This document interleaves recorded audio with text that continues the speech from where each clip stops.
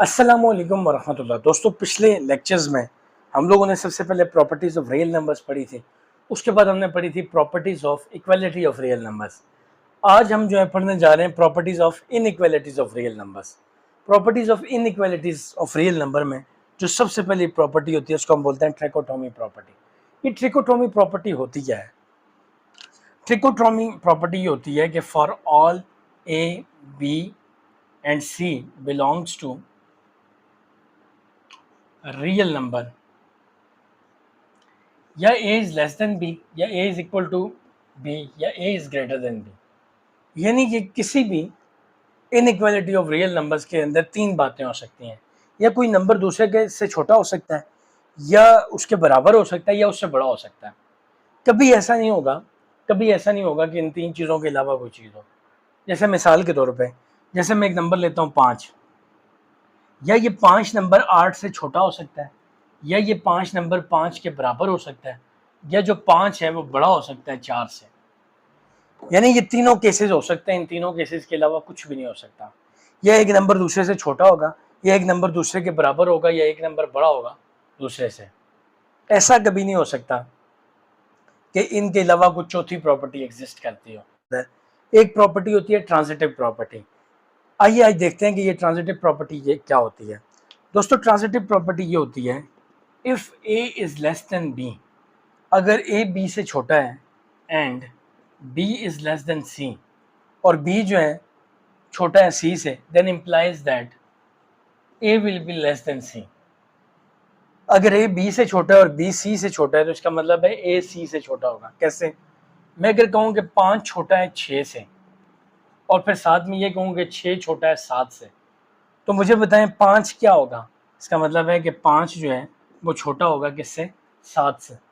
इसको हम कहते हैं ट्रांजिटिव प्रॉपर्टी। असल में ट्रांजिटिव प्रॉपर्टी इसको कहते हैं कि हम दो चीज़ों का रिलेशन देते हैं, और फिर पहली और दूसरी का रिलेशन देते हैं, फिर दूसरी और तीसरी का, फिर हम आपसे पहले और आखिरी वाले का रिलेशन पूछते हैं।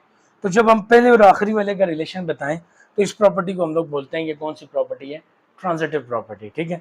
तो ट्रांजिटिव प्रॉपर्टी ये होती है अगर ए बी से छोटा है और बी छोटा है सी से, तो इसका मतलब है ए भी छोटा होगा किससे? सी से। उम्मीद है आपको ये ट्रांजिटिव प्रॉपर्टी समझ आई होगी। तो property of inequality of real numbers के अंदर मेरी दो फेवरेट किस्म की जो है वो प्रॉपर्टीज़ हैं। एक होती है एडिटिव प्रॉपर्टी और एक होती है मल्टीप्लिकेटिव प्रॉपर्टी। इन दोनों प्रॉपर्टीज़, ये दोनों प्रॉपर्टी क्या होती हैं इनइक्वालिटीज़ ऑफ नंबर में? जैसे अगर मैं आपसे कहूँ कि अगर कोई number A is less than B है, यानी कि अगर कोई नंबर ए जो है वो छोटा है बी से, या इधर हम मल्टीप्लिकेशन में भी कह दें कि ए नंबर जो है वो बी से छोटा है, तो इनकी सूरतों में दो केसेस होते हैं। जैसे मिसाल के तौर पे पहला जो केस है वो ये है कि अगर मैं इन दोनों में सेम नंबर ऐड करूं, जैसे मैं एक देता हूं, मैं कहता हूं कि 3 छोटा है 4 से। मैंने एक नंबर ऐड कर लिया कि 3 छोटा है किससे? 4 से। अब मैं क्या करता हूं कि मैं केस नंबर 1 लेता हूं।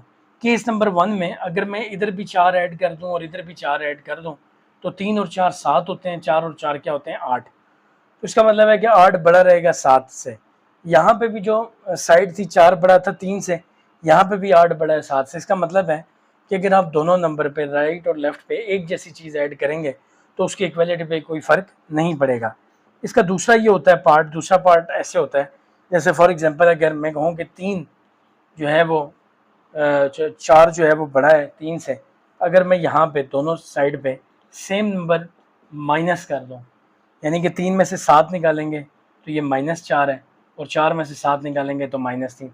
अब भी -3 जो है वो ग्रेटर है किससे? -4 से। क्यों? क्योंकि आपको पता है कि जो छोटा नंबर होता है उसमें माइनस में वो असल में बड़ा नंबर होता है, और जो माइनस में बड़ा नंबर होता है वो असल में क्या होता है? छोटा नंबर। तो ये नंबर असल में बड़ा है और ये नंबर असल में क्या है? छोटा है।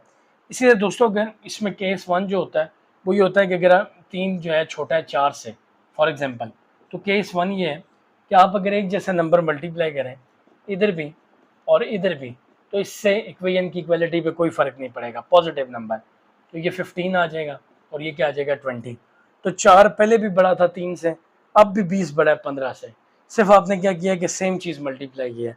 तो जब आप सेम चीज़ मल्टीप्लाई करते हैं तो उसकी इक्वलिटी पे कोई फ़र्क नहीं पड़ता। जो नंबर पहले बड़ा है वो बाद में भी क्या रहेगा? बड़ा ही रहेगा।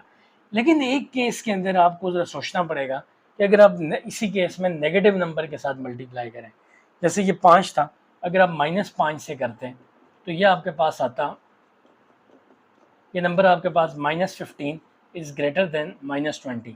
ऐसा नहीं है, यानी कि देखिए 20 छोटा है और 15 बड़ा है। चूँकि नेगेटिव में छोटा नंबर असल में बड़ा होता है और बड़ा नंबर असल में छोटा होता है, तो इस केस में आपको ये खुद से क्या करना पड़ेगा, चेंज करना पड़ेगा। इसको आप ये समझ सकते हैं कि अगर आप समझेंगे आपने कहा था if A is less than B then, तो A C is less than B C. लेकिन यहाँ पे ऐसे होगा कि अगर A C will be greater than B C if A is less than B then. तो ये दोस्तों प्रॉपर्टीज थी, एडिटिव प्रॉपर्टी, और दूसरी कौन सी थी, multiplicative property. Multiplicative inverse property कौन सी होती है, वो ये होती है कि अगर ए लेस देन बी है तो जब हम इसको इन्वर्स करेंगे, यानी ए को 1/a करेंगे और बी को 1/b करेंगे, तो ये जो लेस का साइन है ग्रेटर में चेंज हो जाएगा।